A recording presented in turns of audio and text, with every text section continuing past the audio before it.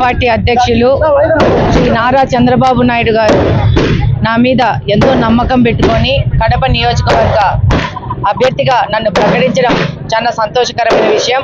ఆయన నన్ను ప్రకటించినందుకు ఆయనకు ధన్యవాదాలు తెలియజేసుకుంటున్నాను.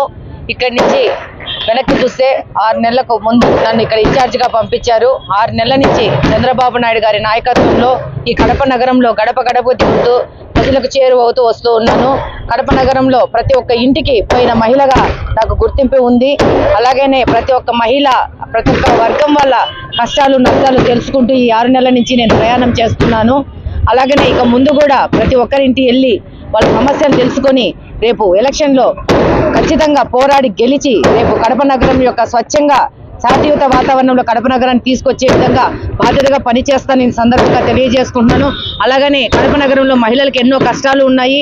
ఇక్కడ గాంజా కానీ అలాగని ల్యాండ్ గ్రాబింగ్ కానీ అవినీతి కానీ పెట్టేగిపోయింది. దీని మీద తప్పకుండా మా తెలుగుదేశం వాళ్ళందరూ పోరాటం జరుగుతుంది.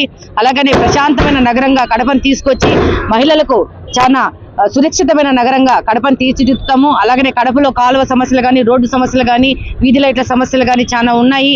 ఇవన్నీ కంప్లీట్ గా పూర్తి చేసేదానికి నేను ప్రయత్నిస్తాను గెలిచి ఇక్కడ. అలాగనే కడపలో ఎంతో మందికి ఈ జగన్మోహన్ రెడ్డి ప్రభుత్వం పింఛన్లు కట్ చేయడం జరిగింది. అలాగనే వికలాంగుల పింఛను ఒంటరి మహిళ పింఛన్లు కట్ చేయడం జరిగింది. వాళ్ళ పింఛన్ల కోసం వెళితే ఇప్పుడు ఉన్న ఎమ్మెల్యే గారు వాళ్ళని చాలా దుర్మార్గంగా మాట్లాడడం కూడా జరిగింది. వాళ్ళందరికీ మేము ఆసరాగా ఉండి వాళ్ళందరికీ పింఛన్లు ఎక్కించడం కానీ ఈ యొక్క బలుగు బలహీన వర్గాల అభ్యున్నతి కోసం పోరాటం జరుగుతోంది. తప్పకుండా కడప నగర ప్రజలందరూ నా మీద నమ్మకం ఉంచుకొని ఒక మహిళగా సున్నిత స్వభావాలుగా వెళ్ళి ఈ యొక్క కడప అభివృద్ధి కోసం పనిచేస్తానని వాళ్ళకి విజ్ఞప్తి చేసుకుంటున్నాను. కడప నగర ప్రజలకు నేను మరొకసారి విజ్ఞప్తి, ఈసారి తెలుగుదేశం ప్రభుత్వంకి సైకిల్ గుర్తుకు ఓటేసి మహిళగా నన్ను గెలిపించాలని కోరుకుంటున్నాను. Thank you.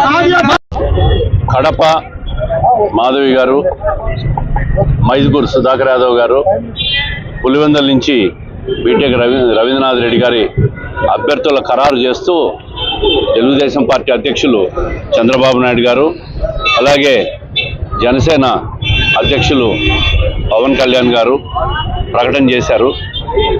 చాలా సంతోషం. మిగతా 4 స్థానాలు కూడా వారం లోపల అవి కూడా ఖరారు అయిపోతాయని చెప్పి విశ్వాసం మాకుంది. ఏది ఏమైనా కడప పార్లమెంట్ పరిధిలో